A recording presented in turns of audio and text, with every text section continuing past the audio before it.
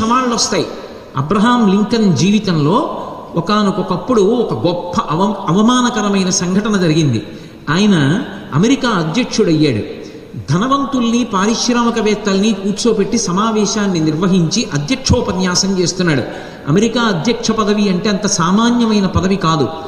దేశంలో పెట్టుబడులు పెంచడానికి వాళ్ళని ఉద్దేశించి ప్రసంగిస్తున్నాడు.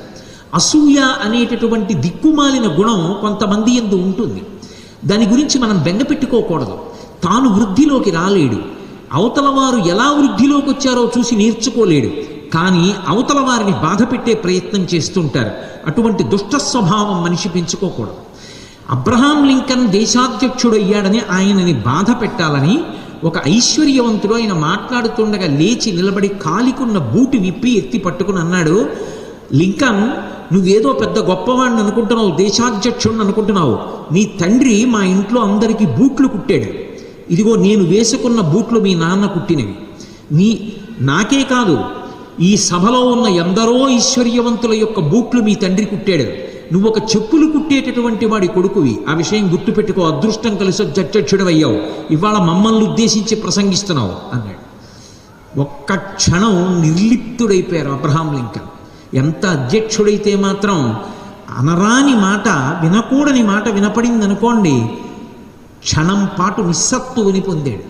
కానీ అది సంస్కారం అంటే, అది శీలం అంటే. అవతలవాడు ఒక మాట అంటే ఆయన తలుచుకుంటే వెంటనే పోలీసుల్ని పిలిచి అరెస్ట్ చేయించవచ్చు. కానీ ఆయన అలా అనలేదు. ఒక్క క్షణం తేరుకుని 2 చేతులు ఎత్తి నమస్కారం చేశాడు. చేసి, ఇంత పవిత్రమైన సభలో, దేశాధ్యక్షుడిగా నేను ఐశ్వర్యవంతుల్ని ఉద్దేశించి ప్రసంగిస్తున్న సభలో నా తండ్రిని గుర్తు చేసిన మీకు నా హృదయపూర్వక ధన్యవాదాలు. నిజమే, నా తండ్రి బూట్లు కుట్టిన మాట వాస్తవం. మీ ఇంట్లో బూట్లు కుట్టారు, మీ ఇంట్లో వారికి కుట్టారు, ఈ సభలో ఎందరికో కుట్టారు. నా తండ్రి తన వృత్తిని దైవంగా స్వీకరించి చేసినవాడు. అటువంటి తండ్రికి కొడుకుగా పుట్టినందుకు నేను గర్వపడుతున్నాను. నా తండ్రి బూట్లు కుడితే ఎప్పుడూ కూడా అవి ఎలా ఉండాలో అలా ఉంటాయి తప్ప పాదం యొక్క సైజు కన్నా 1 మిల్లీమీటర్ ఎక్కువ ఉండవు, తక్కువ ఉండవు. ఒకవేళ మా తండ్రి కుట్టినటువంటి బూట్లు తగిన సైజులో లేకపోతే నాకు చెప్పండి. మా తండ్రికి అప్రతిష్ట రాకూడదు. నా తండ్రి నాకు బూట్లు కుట్టడం నేర్పాడు. నేను మీ ఇంటికి వచ్చి ఆ బూట్లు సరిచేసి పెడతాను. ఈ సభలో అంత పవిత్రుడైన మా నాన్నగారిని గుర్తు చేసినందుకు మీ అందరికీ నా కృతజ్ఞతలు తెలియచేసుకుంటూ ఆనంద బాష్పాలతో నా ప్రసంగం మొదలు పెడుతున్నారు అన్నారు.